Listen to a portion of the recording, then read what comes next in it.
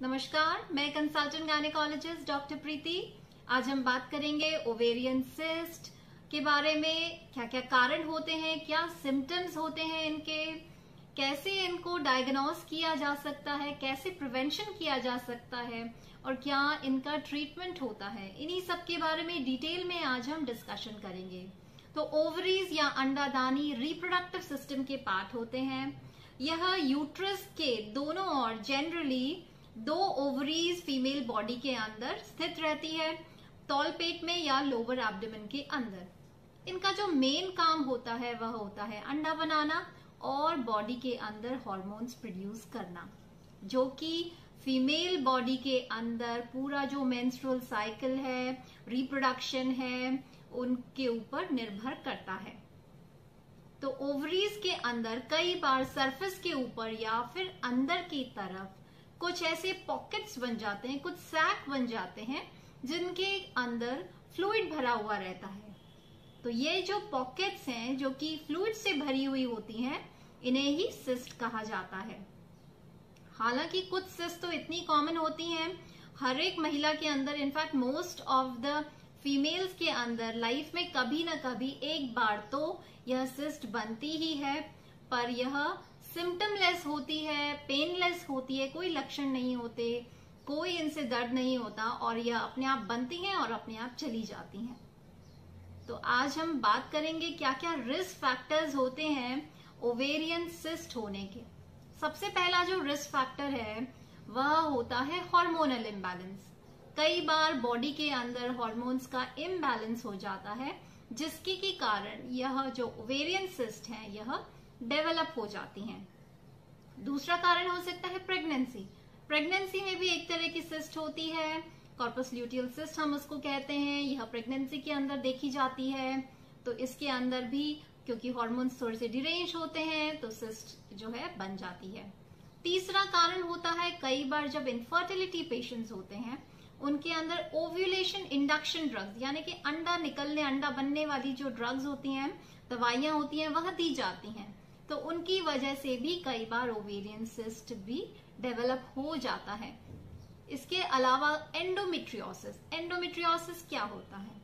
Endometriosis यानी बच्चादानी की cavity के अंदर जो लाइनिंग होती है वह सेम लाइनिंग कई बार बच्चादानी से बाहर डेवलप हो जाती है, कई बार ओवरीज के ऊपर डेवलप हो जाती है।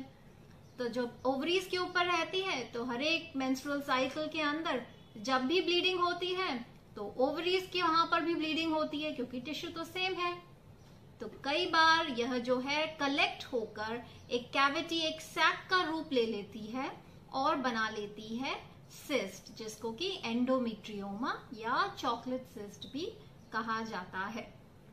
इसके अलावा अगर आपको पहले से ही ओवेरियन सिस्ट था तो आपका दोबारा ओवेरियन सिस्ट होने का चांसेस भी बढ़ जाता है, क्योंकि यह जो है एक बार ट्रीटमेंट लेने के बाद यह रुकती नहीं है, दोबारा भी आपके चांसेस हो सकते हैं कि आपको ओवेरियन सिस्ट हो जाए। और एक कारण है अगर आपको सिवियर पेल्विक इन्फेक्शन, यानी कि निचले पेट के अंदर आपको कई बार काफी सिवियर ग्रेड का इन्फेक्शन रहता है जो ओवरीज तक भी पहुंच जाता है, तब उस केस के अंदर भी आपके अंदर ओवेरियन सिस्ट डेवलप होने के चांसेस बढ़ जाते हैं। अब बात करेंगे कई डिफरेंट तरह की सिस्ट होती हैं।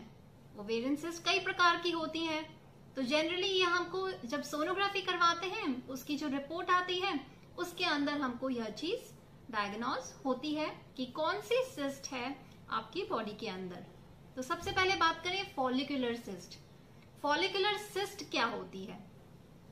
हर एक मेंस्ट्रुअल साइकिल के अंदर कई सारे जब अंडे मैच्योर होते हैं, फॉलिकल्स मैच्योर होते हैं, तो उनके अंदर एक जो फॉलिकल है वह सबसे ज्यादा मैच्योर होता है, उसे हम डोमिनेंट फॉलिकल कहते हैं। यही जो डोमिनेंट फॉलिकल है यह रप्चर होकर के अंडा रिलीज करता है। तो कई बार क्या होता है कि यह जो फॉलिकल है यह मैच्योर तो होता है लेकिन अंडा रिलीज नहीं करता और यह अपने आप में ही एक फ्लूइड फिल सैक की तरह बन जाता है और सिस्ट डेवलप करता है। इसे ही हम फॉलिकुलर सिस्ट कहते हैं। हालांकि इससे कोई घबराने की बात नहीं है, जनरली यह अपने आप ही डिसॉल्व हो जाती है, डिसअपियर हो जाती है नेक्स्ट पीरियड आने पर, और अगर नहीं भी होती तो हार्मोनल ट्रीटमेंट से यह रिस्पॉन्ड करती है। उसके बाद बात करते हैं कॉर्पस ल्यूटियल सिस्ट। जैसा कि मैंने बताया आपको, डोमिनेंट फॉलिकल होता है, उससे अंडा रिलीज होता है। तो जब अंडा रिलीज हो जाता है उसके बाद जो फॉलिकल का जो भाग बचता है उसे हम कॉर्पस ल्यूटियम कहते हैं। तो जब कॉर्पस ल्यूटियम अपनी जो ओपनिंग को कई बार सील कर लेता है और उसके अंदर फ्लूइड डेवलप होना शुरू कर जाता है और यह एक सैक की तरह सिस्ट बना लेता है, तो इसे हम कहते हैं कॉर्पस ल्यूटियल सिस्ट। यह प्रेगनेंसी में कई बार देखा जाता है और इससे भी आपको घबराने की जरूरत नहीं है, यह भी डिसअपियर हो जाता है या फिर ट्रीटमेंट से, हार्मोनल ट्रीटमेंट से सिंपली रिस्पॉन्ड करता है। फिर अब हम बात करेंगे एंडोमेट्रियोमा या चॉकलेट सिस्ट। चॉकलेट सिस्ट क्यों कहते हैं? क्योंकि इसके अंदर ब्राउनिश कलर का लिक्विड रहता है। वो बेसिकली होता क्या है, ऑल्टर्ड ब्लड जो रहता है, क्योंकि हर एक मेंस्ट्रुअल साइकिल के अंदर आपका जो ब्लीडिंग होता है, जो ब्लड कलेक्ट हो जाता है, वह ऑल्टर हो जाता है इसके अंदर। तो यह जो सिस्ट है एंडोमेट्रियोमा, एंडोमेट्रियोसिस के अंदर आपको देखी जाती है और इसके लिए जनरली हमको सर्जिकल ट्रीटमेंट करना पड़ता है और यह जनरली इतना हार्मोनल ट्रीटमेंट से रिस्पॉन्ड नहीं करती है। इसके बाद बात करते हैं डर्मोइड सिस्ट। हालांकि इतनी कॉमन नहीं होती है, इसके अंदर जो है दूसरे जो बॉडी के टिश्यूज हैं वह दिखाई पड़ते हैं। कई बार जो है दांत होता है, फैट होता है, तो इस तरह के टिश्यूज इसके अंदर दिखाई पड़ते हैं। फिर सीरस सिस्ट एडिनोमा होता है एक, तो जनरली यह जो है इतना कॉमन नहीं होता है पर इनको हम ऑपरेट कर सकते हैं। इसके बाद जो होता है हमारा आजकल जो काफी कॉमन है पीसीओडी। कई सारे सिस्ट होते हैं, हालांकि यह जो सिस्ट होते हैं पीसीओडी के अंदर यह सिर्फ कुछ मिलीमीटर साइज के होते हैं, 2 से 3 मिलीमीटर, 3 से 4 मिलीमीटर के लगभग इनकी साइज होती है। और इसकी जो इटियोलॉजी है यानी कि इसके जो कॉजिंग फैक्टर्स हैं वो एकदम अलग हैं या बाकी की सिस्ट से। तो पीसीओडी को इसीलिए ओवेरियन सिस्ट की तरह से नहीं ट्रीट किया जाता और इसको अलग कैटेगरी में रखा जाता है। आप मेरे चैनल पर पीसीओडी से रिलेटेड डेडिकेटेड वीडियोस आप देख सकते हैं, कई सारी वीडियोस हैं, डाइट रिलेटेड है, सिम्टम्स हैं, तो आप उनको गायनी अकेडमी डॉक्टर प्रीति विजय चैनल पर देख सकते हैं। अब हम बात करते हैं यह जो हमारी ओवेरियन सिस्ट है, कैसे हमको पता चले कि ओवेरियन सिस्ट है हमारी बॉडी के अंदर, क्या क्या सिम्टम्स हो सकते हैं। सबसे पहले जो सिम्टम आपका मेंस्ट्रुअल इरेगुलरिटीज हो सकते हैं। कई बार जो है हैवी ब्लीडिंग हो सकती है, कई बार 2 महीनों के अंदर यानी कि 2 जो पीरियड्स हुआ है आपका, मासिक हुआ है, उसके बीच बीच में भी आपको ब्लीडिंग हो सकती है। कई बार डिलेड हो सकते हैं पीरियड, हैवी ब्लीडिंग हो सकती है। इसके अलावा आपको पेट में भारीपन लगेगा, हमेशा ब्लोटिंग रहेगी। कई बार स्वेलिंग डेवलप हो जाती है, अगर साइज काफी बड़ी है तो स्वेलिंग हो जाती है। आपको हमेशा जो है भारीपन महसूस होता रहेगा।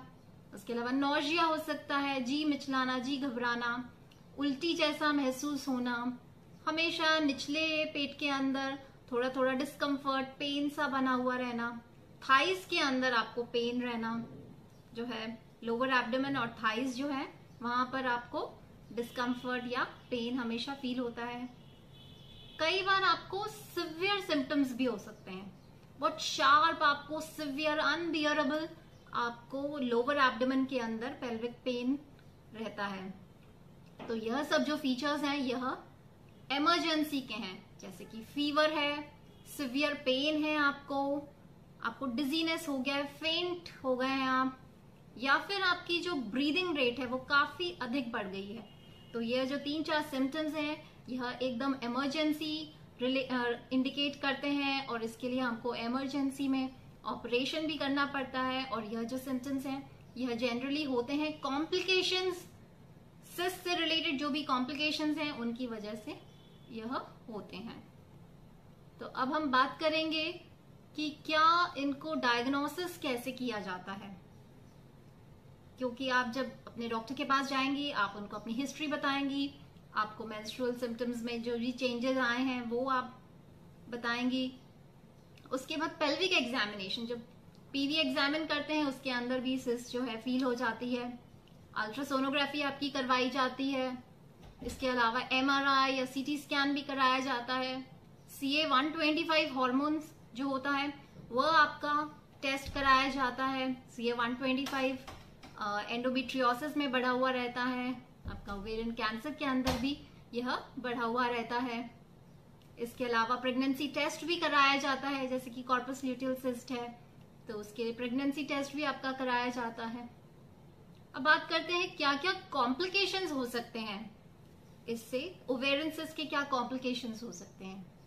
तो सबसे पहले जो होता है, अगर इसका जो साइज है वह बढ़ जाता है तो मेनली तो कॉम्प्लिकेशन जो है उसकी वजह से होता है, बहुत ज्यादा साइज हो जाने की वजह से टॉर्जन हो जाता है, यानी कि अपनी एक्सिस के ऊपर यह घूम जाती है, ट्विस्ट हो जाती है।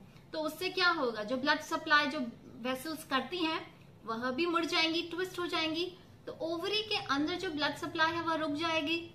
इससे जो है खतरा बनाएगा कि ओवेरियन टिश्यू जो है वह डेड हो जाएगा, निक्रोज हो जाएगा। तो इसके लिए, और इसी की वजह से काफी आपको शार्प शूटिंग पेन होता है पेल्विस के अंदर, बहुत ज्यादा डिस्कम्फर्ट होता है। तो इमरजेंसी में यह सिम्टम आपको दिखाई दे सकता है जब साइज बड़ी हो जाती है। तो इसके लिए हमको इमीडिएटली ऑपरेशन या सर्जरी करनी पड़ती है। इसके अलावा हो सकता है रप्चर, कई बार सिस्ट जो है वो रप्चर हो जाती है, अंदर फट जाती है, उसकी वजह से बहुत ज्यादा ब्लीडिंग होती है, शार्प पेन होता है, सिवियर पेन, अनबेरेबल पेन होता है।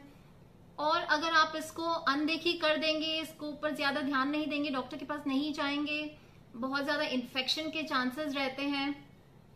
तो इसके लिए भी आपको डॉक्टर के पास कंसल्ट करना जरूरी है और प्रॉपर इसका इमरजेंसी में ट्रीटमेंट लेना भी जरूरी है। मेनोपॉज के दौरान जो आपकी सिस्ट रहती हैं उनके अंदर कैंसर होने की संभावना काफी अधिक रहती है, इसलिए जब मेनोपॉज में के दौरान जब ये सिस्ट देखी जाती है तो हम जनरली सर्जरी ही उनको एडवाइस करते हैं, क्योंकि जो चांसेस ऑफ ओवेरियन कार्सिनोमा है वह काफी अधिक रहता है मेनोपॉज के बाद।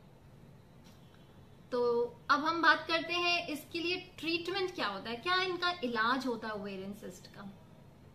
तो जनरली जो कम जो ओवेरियन सिस्ट जो जनरली होती है, जैसे फॉलिकुलर सिस्ट या कॉर्पस ल्यूटियल सिस्ट वगैरह होती हैं, जिनके अंदर जनरली कोई सिम्टम नहीं देखा जाता, तो हम वेट एंड वॉच कहते हैं। हम कई बार बार बुलाते हैं पेशेंट्स को, कुछ हफ्तों के बाद बुलाते हैं, दोबारा सोनोग्राफी करते हैं, तो वो सिस्ट का क्या स्थिति है वह देखने के लिए, क्या उसकी साइज है, क्या साइज बड़ी है या साइज जो है कम हो गई है, या कई बार डिसअपियर भी हो जाती हैं सिस्ट। तो वेट एंड वॉच हम करते हैं, जिनके अंदर जनरली कोई सिम्टम्स नहीं होते हैं, तो मोस्ट ऑफ द सिस्ट तो अपने आप ही ठीक हो जाती हैं। उसके बाद कुछ सिस्ट हैं मेडिकेशन से रिस्पॉन्ड करती हैं, हार्मोनल प्रिपरेशंस उनको दी जाती है तो वह रिस्पॉन्ड कर जाती हैं सिस्ट। इसके अलावा जो है सर्जरी है, सर्जरी के अंदर कई सारे ऑप्शंस रहते हैं जिसमें सिस्ट को निकाला जाता है, तो वह एक ऑप्शन है। अब बात करते हैं प्रिवेंशन क्या है, कैसे इनको प्रिवेंशन किया जा सकता है ओवेरियन सिस्ट को होने से। पर बेसिकली वैसे कोई भी ऐसा तरीका नहीं है जिससे कि इनको प्रिवेंट किया जा सके, कोई श्योर शॉर्ट मेथड नहीं है, लेकिन क्योंकि हार्मोनल इम्बैलेंस की वजह से होता है तो आप अपना एक्टिव लाइफस्टाइल रखें, हेल्दी बैलेंस डाइट आप लें, प्रॉपर एक्सरसाइज करें, स्ट्रेस फ्री रहें, प्रॉपर स्लीप लें, और अपने मेंस्ट्रुअल सिम्टम्स के अंदर कोई भी चेंज होता है उसके लिए आप अलर्ट रहें।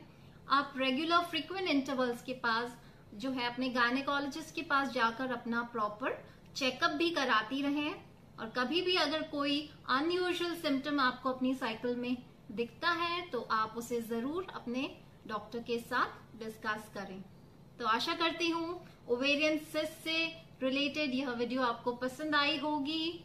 अगर आपको वीडियो पसंद आई है तो लाइक कीजिए, शेयर कीजिए, चैनल को सब्सक्राइब कीजिए, बेल आइकन जरूर प्रेस कीजिए ताकि मेरी जो नेक्स्ट वीडियो है मेडिकल इंफॉर्मेशन से रिलेटेड जब अपलोड होगी आपको उसका नोटिफिकेशन तुरंत ही मिल जाएगा। नमस्कार।